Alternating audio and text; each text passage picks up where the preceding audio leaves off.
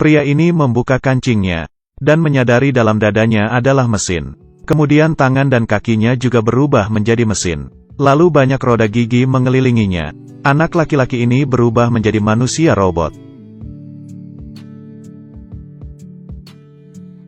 Dia terbangun dari tidurnya. Untungnya semua itu hanyalah mimpi. Anak laki-laki ini bernama Hugo.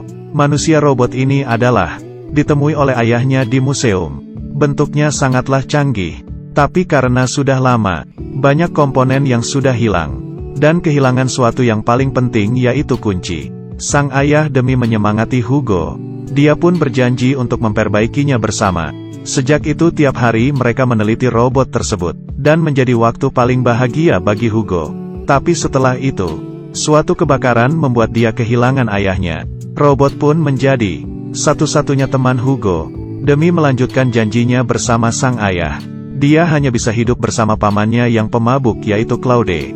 Tinggal di lantai jam stasiun kereta api. Selain tiap hari bekerja di lantai jam stasiun, dia mengikuti pola yang ditinggalkan sang ayah, dan mencari cara untuk mencari komponen dan memperbaiki robot. Dan toko mainan di seberang menjadi gudang komponen Hugo.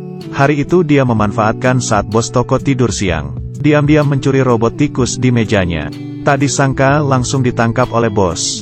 Akhirnya berhasil menangkapmu juga. Dan memaksanya untuk mengeluarkan barang yang berada di kantongnya. Kalau tidak dia akan memanggil polisi. Hugo pun hanya bisa menurutinya. Dari dalam kantong mengeluarkan komponen.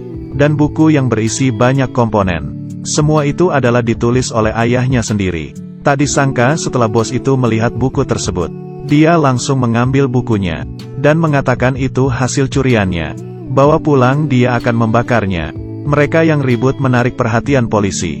Hugo pun kabur duluan. Di malam hari saat bos menutup tokonya, dia menemuinya, dan menyuruhnya untuk mengembalikan bukunya. Itu adalah barang peninggalan ayahnya. Hingga bos masuk ke dalam rumahnya. Dia juga tidak mengembalikan bukunya. Hugo yang lucu, memohon keponakan perempuannya si bos, Isabel. Berharap dia bisa membantunya. Dan mengatakan di dalam buku itu ada rahasia. Hal ini pun menarik perhatian Isabel. Sehingga dia membantunya untuk mengambil buku tersebut. Keesokan paginya, Hugo menemui George lagi. Tak disangka George memberikannya sebuah sapu tangan. Dan di dalamnya ada debu bekas bakar.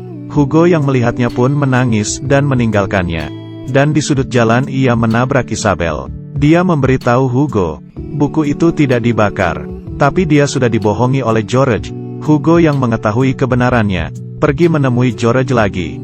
Kali ini George tidak mengusirnya, tapi mengeluarkan robot tikus yang sebelumnya rusak, dan menyuruh Hugo untuk memperbaikinya. Hugo mengambil beberapa alat, dan memperbaiki robot tikus. George yang melihat talentanya, dan menyuruhnya untuk bekerja di tokonya. Bila dia bekerja dengan baik maka dia akan mengembalikan bukunya. Hugo selain tiap hari bekerja, dia belajar banyak hal bersama George, sekalian menggunakan alat di toko, dan mempelajari pengetahuan. Kemudian pulang untuk memperbaiki robotnya. Dia yang terus berusaha keras. Akhirnya robotnya pun berhasil diperbaiki. Tapi dia tidak memiliki kunci, jadi tetap tidak bisa menghidupkannya. Dengan sudah lama bekerja di toko mainan, hubungannya dengan Isabel semakin dekat. Hari ini Isabel terjatuh di kerumunan orang. Dia tidak bisa berdiri. Hugo pun langsung menariknya berdiri. Dan dia juga menyadari, kalung yang dipakai di leher Isabel ada kunci berbentuk hati. Inilah yang dicarinya. Kemudian dia membawanya ke lantai jam, dan memperlihatkan robot yang sudah diperbaikinya. Isabel pun memberikan kuncinya kepada Hugo. Kemudian dia memutar kuncinya. Dengan cepat robot itu mulai bergerak. Tiap roda gigi saling bertemu. Tangan robot mulai bergerak. Dan semakin lama geraknya semakin cepat. Sebuah gambar pun selesai. Kemudian robot menuliskan nama George. Mereka penuh keraguan, dan datang ke rumah George, ingin mengetahui arti dari gambar tersebut. Setelah menemui Bibi, Hugo memberikan gambar tersebut kepadanya. Tak disangka setelah dia melihatnya, dia terdiam cukup lama, dan dia langsung menyuruh Hugo pergi. Dan saat itu George kebetulan pulang dari toko. Bibi menyembunyikan mereka di ruang buku, menyuruh mereka untuk tidak bersuara, lalu menatapnya dengan sinis dan menutup pintu. Hal ini membuat Hugo penasaran. Isabel berdiri di atas kursi, dan menyadari kotak di atas lemari. Di saat dia mengambil kotak tersebut, kursi tiba-tiba patah. Kotak pun jatuh ke lantai. Gambar-gambar di dalam kotak pun terbang keluar, dan tersebar di seluruh kamar, berterbangan di udara. Saat itu George membuka pintu, dan mengambil semua gambarnya, lalu merobeknya dengan penuh emosi. Ternyata semua ini adalah hasil karyanya. Kemudian mereka datang ke perpustakaan, berharap ingin mendapatkan lebih banyak informasi. Melihat berbagai karya buku, akhirnya menemukan gambar yang digambar oleh robot, buku catatan perjalanan ke bulan. Ini adalah film fiksi ilmiah pertama dalam sejarah film, dan penulisnya adalah Georges Méliès. Di dalam ini adalah George, tapi di dalam buku tersebut mengatakan dia telah meninggal. Saat itu penulis buku tersebut muncul. Dia adalah penggemar nomor satunya George. Dia mengumpulkan semua yang berhubungan dengan George. Sewaktu kecil dia mengikuti kakaknya, pergi ke studio filmnya George, dan di sana menemui George, kemudian melihat keajaiban film, dan meninggalkan kesan yang dalam bagi dirinya. Dan di dalam kotak simpanannya, ada film karya George. Ini adalah sebuah mahakarya.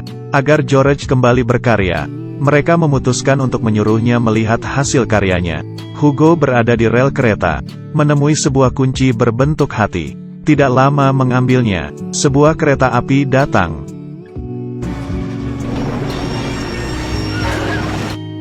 Dan langsung menerjang keluar dari stasiun. Untungnya ini hanyalah mimpi. Keesokan malam mereka tanpa persetujuan, membawa penggemar George ke rumah. Dengan hanya melihat dia sudah mengenali Bibi, juga menyatakan hormat kepada George. Bibi mengetahui dia membawa filmnya George, juga sangat gembira, ingin melihat keindahan di tahun itu. Kemudian si penggemar pun memulai filmnya, dan menayangkan film catatan perjalanan ke bulan. Agar film ini terlihat lebih nyata, George melakukan adegan demi adegan. Semuanya menonton bersama. Saat itu George muncul dari belakang, melihat filmnya sendiri.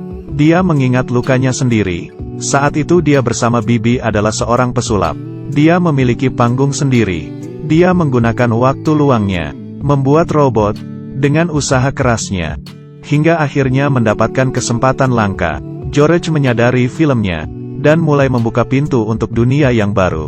Dia menggunakan komponen robot, dan mulai menciptakan mesin pemutar film. Karena itu dia menjual teaternya, menggunakan semua tabungannya, membangun sebuah studio film. Sejak itu dia masuk ke dunia perfilman.